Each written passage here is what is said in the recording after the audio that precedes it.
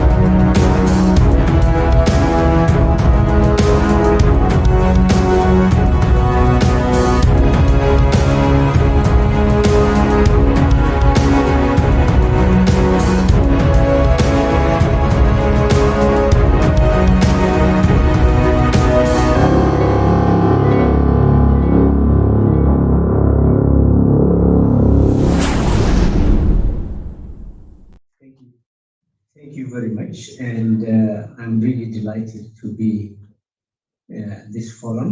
Can you hear me? Yeah. Yeah. Can you hear me? Yeah, we can. Thank you. And I don't know if you can see my slides, but we can do that. Thank you. Okay, great. So my topic is how incomplete state formation in the whole of Africa is really the root cause of what we have. Faisal, if possible, can you make the presentation mode so that we can see? The what? Slide? Yeah, slideshow. Yeah, thank you. And so that's the topic I picked up, and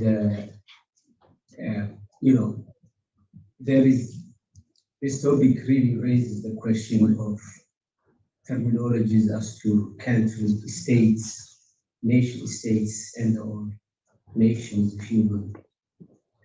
And a lot of people have different opinions about this terminology. So if I can just shed some light as to the role of these terminologies, they're really deep. Are these countries, nations, nation states, or in the case of Somalia, a nation in search of a nation state. Eritrea is a nation. Tigray Oromo is a nation state, actually. Tigray Oromia is a nation within a country. Somalis are, on the one hand, a nation state in Somalia per se, but at the same time, a nation in search of a nation state. And I think those words do have some meaning to the subject that I'll be talking, because the region, in my opinion, has not really completed its state formation, and that's the root cause of the problem. So, in one of our names, I think we got from the colonial history. I mean, the oldest name is Eritrea, which is Red Sea, which is given to us by European travelers. Basically, the purpose of Eritrea is the travel or the journey to the Red Sea. And also that some traveler talks about Ras Hafur in Somalia, which is all the way on the edge, and other Djibouti and actually Massawa, and to the south only Aksum area. The rest of the nations and countries that we'll be talking about came very late in the formation. And as you can see from this map, there was nothing called Somalia or Eritrea, or these are coastal communities. Now, today we have really this regions and countries that are ancient, that are tied by history, that are somehow geographically tied. This is not really an easy region. The whole of Africa can swallow. If you put Germany, France, and England together, it's that big.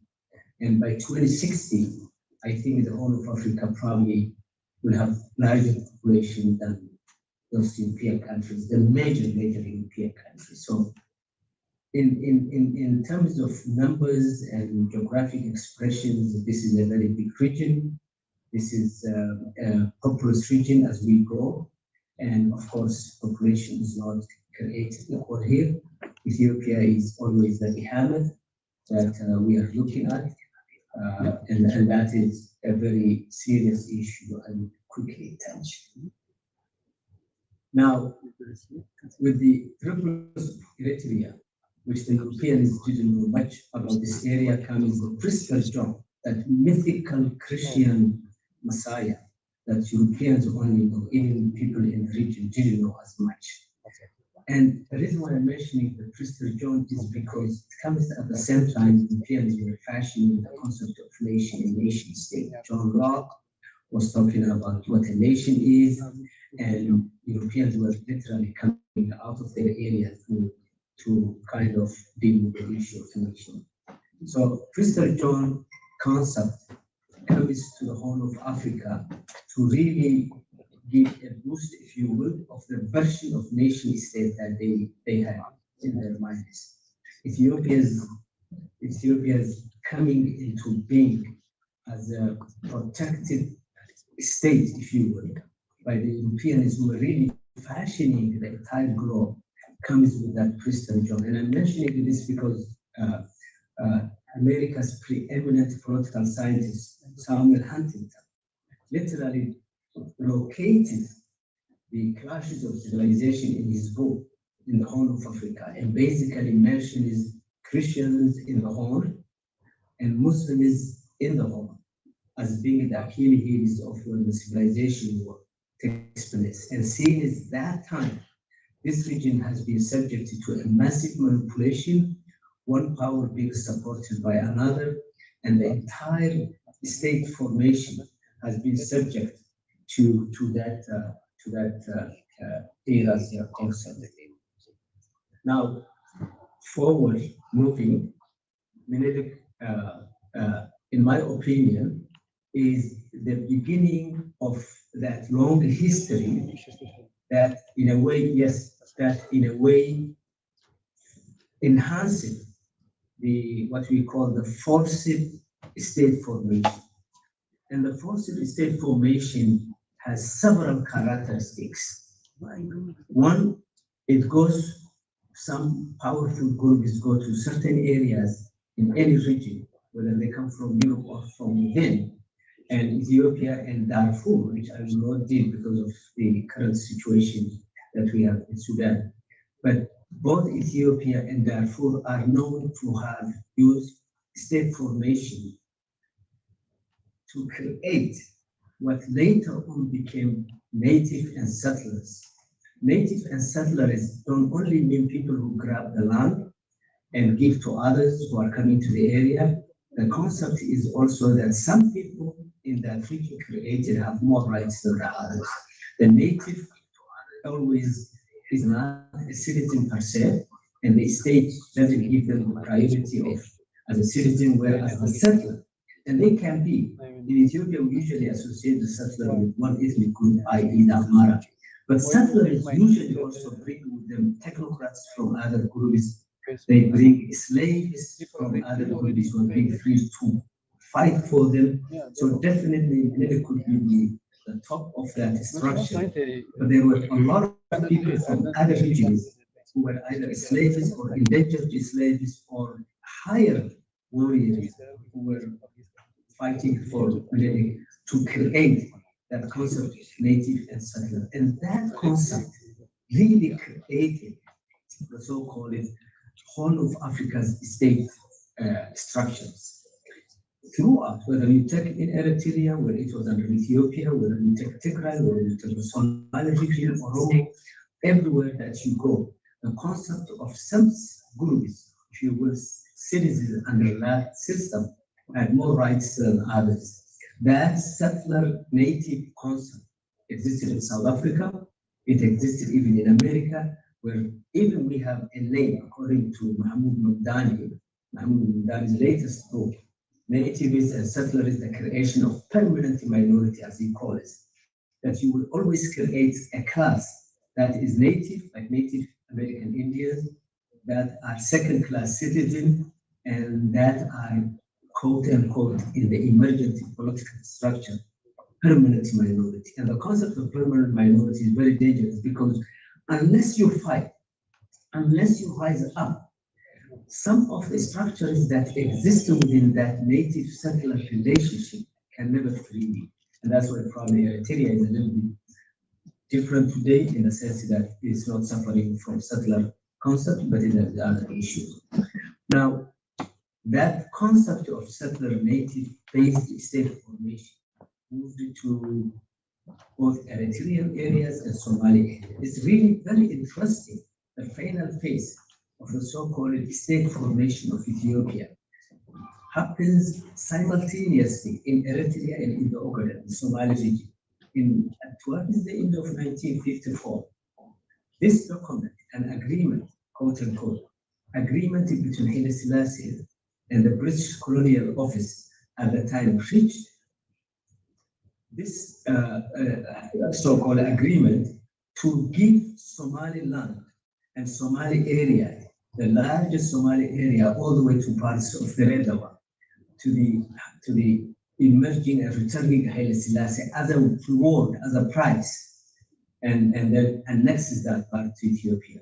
1955, as you guys also here know that, the debacle of the Eritrean political system came when Haile Selassie literally co-opted and abolished the so-called federal system that the two wanted to join. Of course, a large section of the Muslim Eritreans opposed that, whereas most of the Highlander Christians, to their dismay today, really sided with Haile Selassie's cause. Whether they were manipulated or not, we don't know. And I see the same trend and mistake repeated by some sectors of Eritreans in today's involvement of Ethiopian politics. In the 1990s, I used to write for the Ethiopian Review. The name Shabia among the right-wing Ethiopians were the most hated name, the most hated name. You could not go to an Ethiopian restaurant and say Eritrea. People will trash you. And today, as some of you or many of Eritreans fall in love with Ethiopia, I hope they are not repeating the same mistake they did repeat in 1955. That's my little, hit on you guys, if you don't mind. So the final phase of the forced Eritrean Somali annexation, or if you will, amalgamate to Ethiopia, forms that forced state formation. Now, state formation has several other characteristics. One of its biggest characteristics is people fight, as I said earlier. People fight to the tooth and nail until they find a solution. The creation of ELF, EPLF, Western Somali Liberation Front, TPLF, OLF, OLA, Sidama Liberation Front, Afar Liberation Front, Gambela People's Liberation Front, Agaw, and Amhara Popular Front today. It's not people going to party.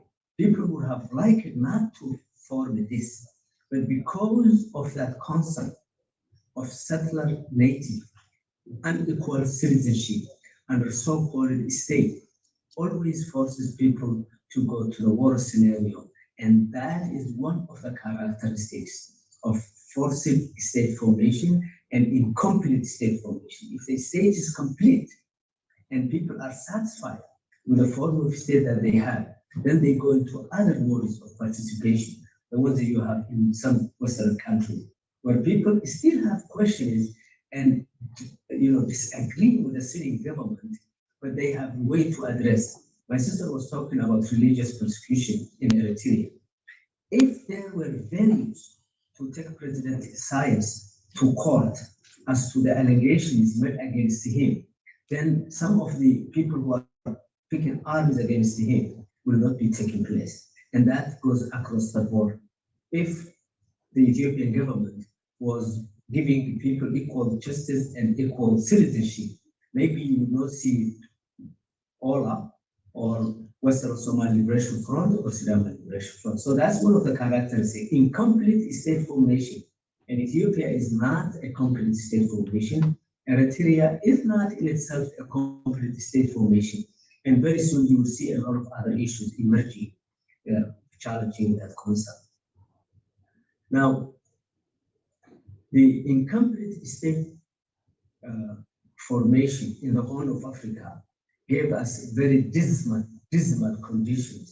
For the last 40, 50, 60 years, we haven't progressed. If you look at all the indexes that measure human advancement, all of them are at the lowest out of 180 countries. Ethiopia is 175th, Eritrea is 176th, Djibouti is 172, and Somalia, as one will not even assess, because by the time this data was collected, it didn't have enough data. Even today, 2023, that index or those indices stay the same.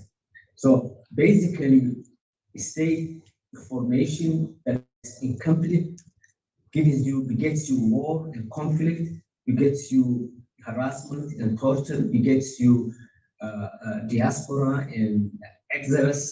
In the case of Eritrea, massive exodus, and therefore human advancement is retarded. Now, looking into the future by 2040, the Horn of Africa will come to have the population of 195 million people, close to 200. And the blue area, 164 million, is Ethiopia. That is very concerning.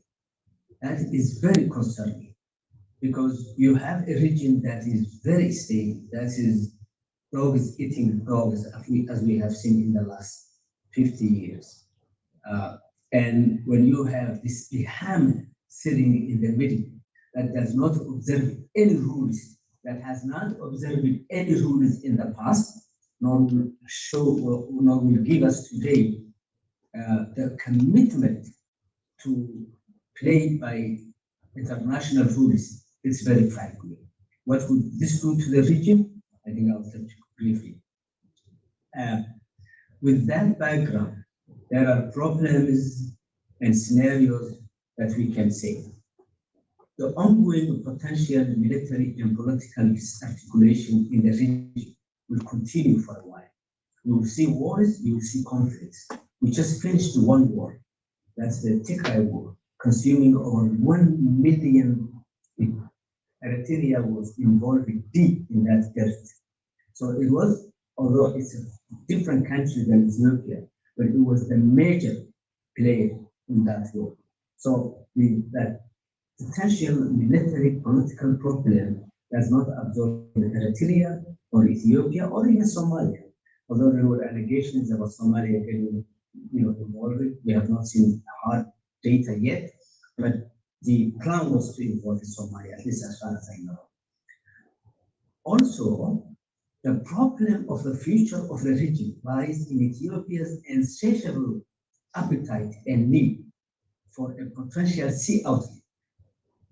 John Spencer talked about this way back in his, Ethiopia at Bay. Will Ethiopia go for what it calls Afar and Assab outlet? Will it go for Zayla, which is Somalia, or Djibouti? And all those are in the minds of Ethiopia. It may lay dormant. People may not speak, openly. But as I said, in the 1990s, when I used to write the Ethiopian Review, the rallying issue was not Tigray among Ethiopians. The rallying issue was Assab is an Afar land. Therefore, it has to return to its home. Those issues are not going away because two guys drink coffee together. They are there. Unless you address them, they will not go. Mistrust between Ethiopia and Somalia is an ever-growing issue because of Abiy's recent, purchase of ships and also rebuilding his navy. Is he targeting at Eritrea, Djibouti, or Somalia? And the biggest fear is if Ethiopia weaponizes its 165 million people by 2040, when the others are paltry in terms of population. Ethiopia already weaponized the population. In the war of Tigray, Abiy created what we call waves, human waves, so that even if you are not militarily there, you can wipe out the enemy by sheer military. This has not started now. Between the war of Somalia and Ethiopia in 1977, the human wave was used. peasants who were less trained were let go to the field to fight Somalis. And at one point, I recall Somalia had hundreds and thousands of prisoners, just like we have seen in the case of Tigray, and they couldn't do anything but to give them to the international community. And that human weight and that massive Ethiopian population, no matter whether Abiy and Isaiah are friends today, will always put Eritrea on the edge of militaristic state. Unless we address the big picture of the region's state formation and good governance, Eritrea will always be forced. I don't care who comes. I don't, really subscribe to the fact that good relationship between Abiy and Isaias will grow. No, Ethiopia's human population capacity and its lack of good public policy toward its neighbors will always put these countries on the cusp of that weaponized human population and large population. And that will give people like Isaias or others to even be militaristic and autocratic. Now, the region, because of the fact that we never had a complete state and it's a dog fight in the region, we have variations of personal rule in the region, and that's the only game, with the exception of Somalia now. Since the civil war, there is no single person who is strong enough to keep the chair of presidency in Somalia. As you know, Hassan Sheikh Mohamud, who is now sitting there, has been re-elected for the second time. Prior to that, he was a president. But other than that, you have Ethiopia under the spell of what political scientists call typical autocratic ruler, who runs everything at his will. Eritrea has a very strong tyrant managing, as Yosef Gabriel yesterday said, and my sister repeated this morning, the largest open-air prison. That's really a very serious concept. The international world hasn't paid attention to this form of prisoning the young people in Eritrea and the citizens, but it is an international phenomenon that we have not seen in many cases. And then Djibouti has that benevolent rule who is always in the background. Now, as I conclude, I like to look at a couple of issues with diplomacy and what have you. So if I can read just my concluding remarks.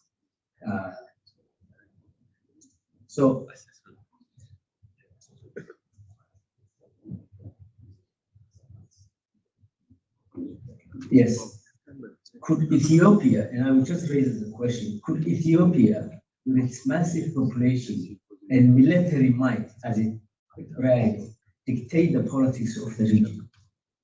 As Abiy wanted that, but so far it has not happened. As it did in the case of Tigray and the Tigray war, what is the likelihood that Ethiopia once again weaponize its population size to get access to the warm waters of the Eritrean Red Sea or thus in Somali territory? Again, question. Or would Ethiopia use the IGAD grouping to which Eritrea was absent for a long time as its tool to reach favorable terms of trade for a sea outlet that it needs in the region? Established in 1983, IGAD was simply for a simple cause of fighting environmental issues and drought. Today, it became a political tool for Ethiopia. And lastly, I will just raise the question of really what's the role of the superpowers? In the past, we haven't had good history when it comes to Western power rivalry. Today, there is a sort of rivalry in the area between the superpowers. Since most of us are diaspora in the West, particularly in the US, I really want to raise the question of what's the US's role in the region's, moving forward, and particularly in making sure that there is a way to engage its citizens in the diaspora to find solutions for tyrants, autocratic rulers, and even, benevolent dictators. If the West cannot do or help us do anything about those issues, particularly dealing with personal rule, There's nothing that they can do, even if they pump money and aid to the region. And with that, thank you very much. I appreciate it.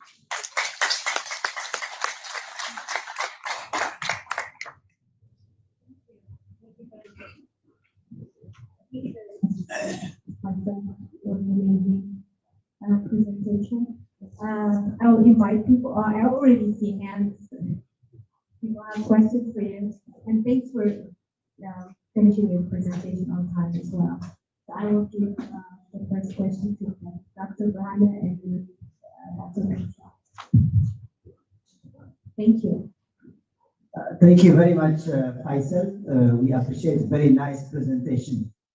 My question is based on your presentation. You have clearly, presented the problems that could possibly arise in the coming years from the massive population and the urbanization of Ethiopia. And you suggested that there should be some kind of solution. What would be that solution? You haven't presented possible solutions to avoid all these problems and calamities that might come in the coming years. Thank you. Yeah, thank you very much. I'm a believer that most of the Horn of Africa's problems emanated from the Ethiopian state. If you go back, Menelik, Haile Selassie, destroying the federal system, Eritrea or the Somali or the Oromo issue. There has to be a reformulation of the Ethiopian and the regional, other states. I think if Ethiopia becomes a peaceful home for the 120 million, and some sort of reformulation of that is, Eritrea is suffering from internal issues, but the Ethiopian issues also impact. Somalia has internal issues, but the Ethiopian issues impact. So if we can reform Ethiopia, either make it confederation type so that no one group or political entity within that 120 million can declare war. So for instance, if Abiy is part of Oromia and he wants to go to war with Eritrea, Tigray and Somali and Amara could say no, and vice versa. I think the problem lies with Ethiopia's state. Unless we reform Ethiopia, the region will not see two things that are very important, actually three things that are very important. It will not see peace, no matter how. Today it could be between Eritrea and Ethiopia's friends, tomorrow it will shift to Somalia and Eritrea were imposing for a long time. I met all the leaders of Eritrea in Bishop, whether it is in Ramadan or Salah Sami in his later years. But today, Asmara and Addis Ababa are in love with each other. All that is just a short-term calculation. We need to reform Ethiopia's state, and then once we reform Ethiopian state, we can reform the internal democratic governance issue for representative democracy, as Dr. Barakat Selassie called it. Unless we do anything about Ethiopia, we cannot. We cannot have also economic growth, and we cannot have good governance as long as, say, Eritrea. As long as Eritrea is afraid of the 120 million Ethiopia and watching, today it may use tactical to leave the bill. But tomorrow when that breaks, Eritrea will take its human resources, its capital, its everything to fend up from Ethiopia. So Tigray might not be an issue. So I think we need to reform the Ethiopian state. We need the West understanding that Ethiopia needs reform, therefore the other region states will also be reformed. I hope I did.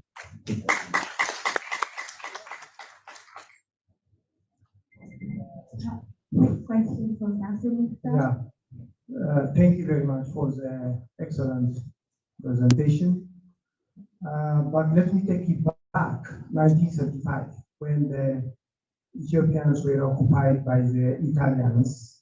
Then the Italians attempted to establish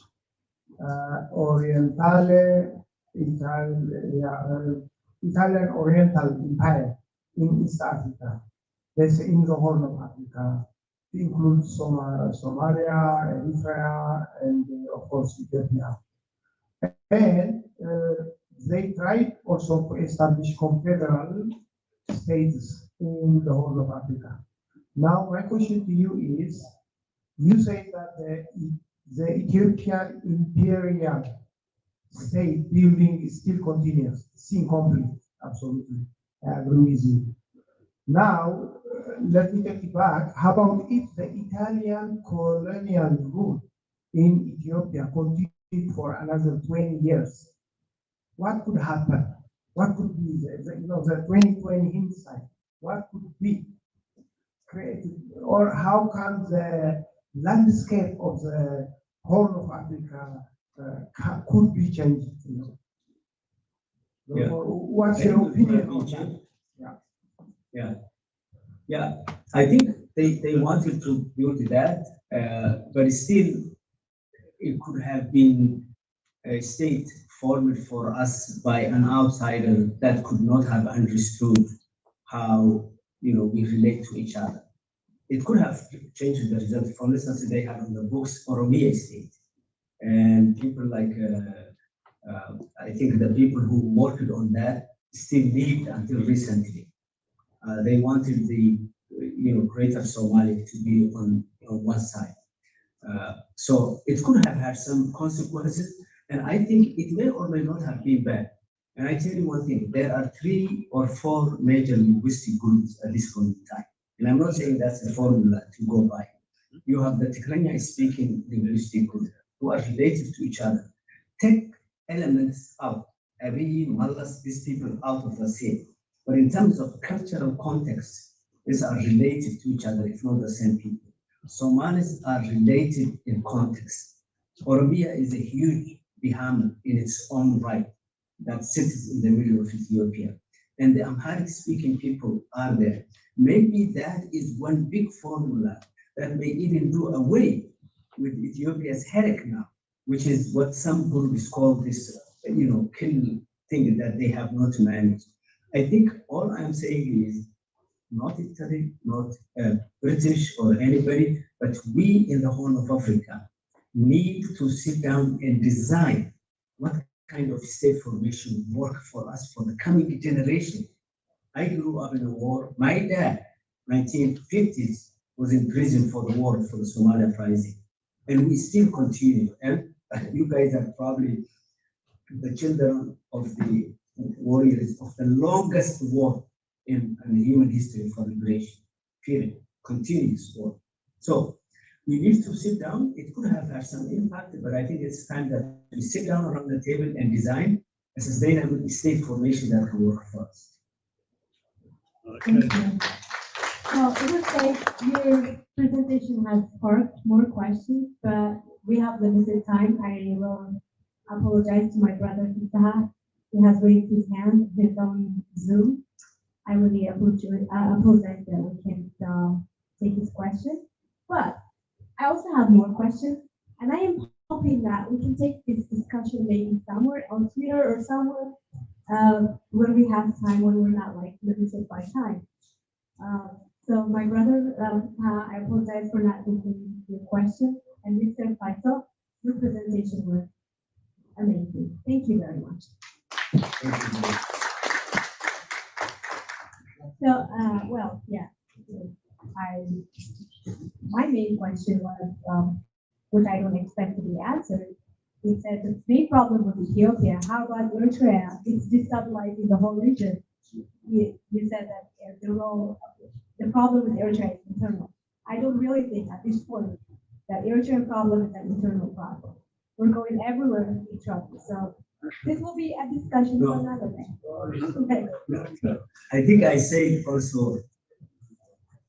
Go ahead. Yes, I can hear you. No, I said also this militaristic mindset that you have in Eritrea at this current is mainly a reactive kind to, I'm not talking about the other internal issues, but this, I mean, you have 4 million people where almost 2 million are in the army.